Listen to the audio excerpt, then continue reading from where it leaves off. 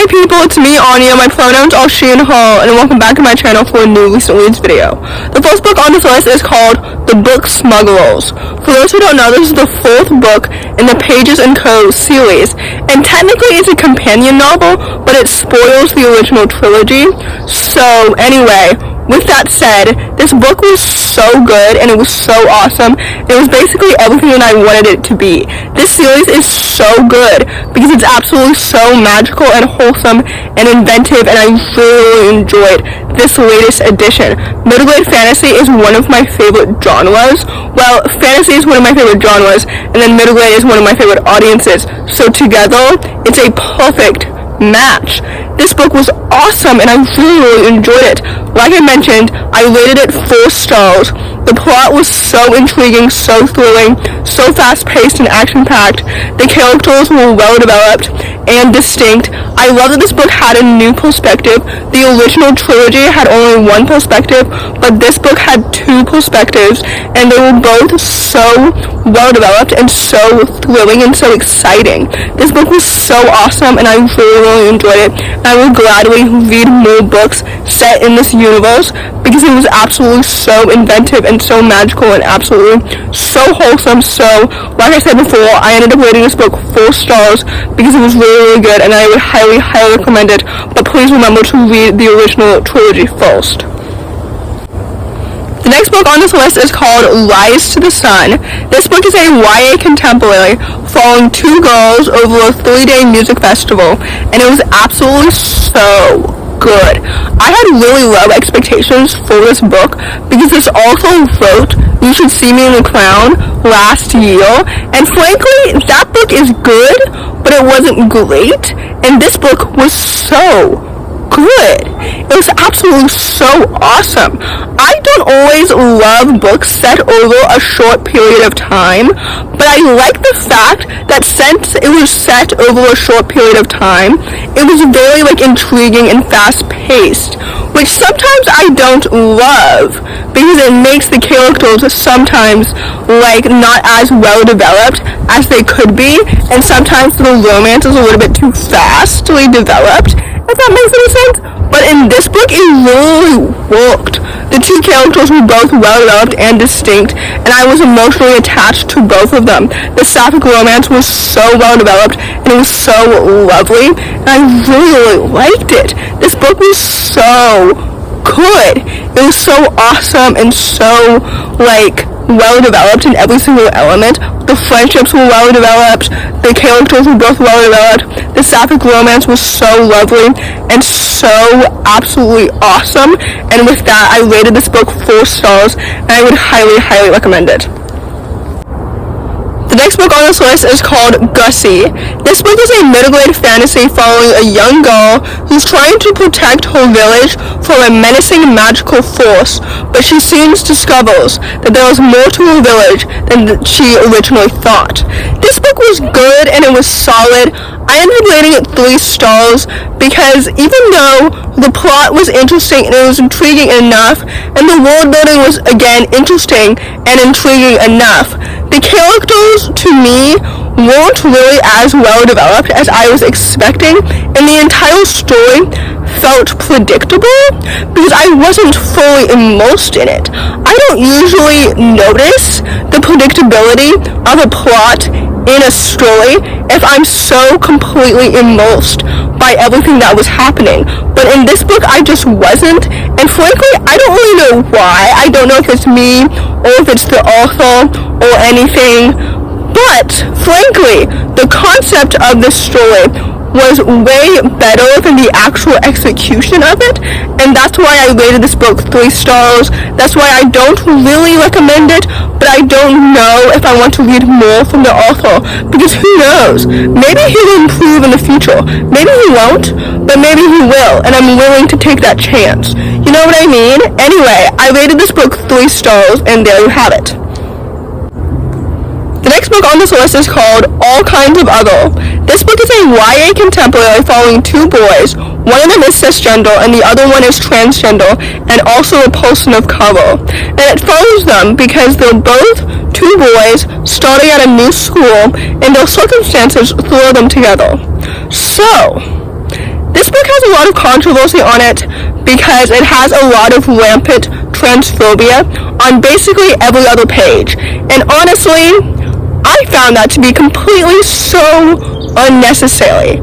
But there were some good things about this book too, like a few good things, not many good things. Like, for example, the writing was okay, it was good, the plot was intriguing. Like, I didn't DNF this book because I was intrigued by what was going to happen every single step of the way. The romance by itself was well developed.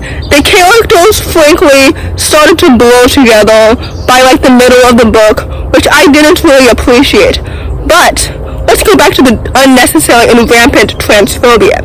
So, there's a huge trigger warning on this book for transphobia and outing and racism, and frankly, I understand why this book is so triggering for the transgender community. I am cisgender, so I can only speak on this book to an extent, but I think that the amount of transphobia that happened in this book was so unnecessary. Listen, I understand that the transgender community goes through transphobia because transphobia is unfortunately timely and it's relevant and it's like important to learn about to an extent. But the amount of transphobia, the degree of transphobia that was happening in this book was so unnecessary, especially for a cisgender author to write about. Now, as a black author myself, well, I'm not a published author yet, but anyway, as a black writer myself, I think that, for example, white authors can create characters of color. They definitely can, but they should not write about being people of color because that is not their experience or their story to tell. And I don't know if that's the right analogy for this book, but I don't think that this cisgender author should have written this story with so much transphobia in it because that is not his experience or his story to tell. You know what I mean? I don't know if that makes any sense. And by the way, I'm not trying to step on any transgender person's toes or anything like that, nor am I trying to speak for that community. This is just my experience and my opinion. But yeah, I don't recommend this book because yeah, everything that I just said. It wasn't even just the Harry Potter references or anything like that. Just the degree of transphobia that continued to happen in the story was so unnecessary, and it just didn't need to be there at all. You know what I mean? I don't know if that makes any sense. I rated this book 3 stars, and I definitely don't recommend it at all. So, yeah, there's that.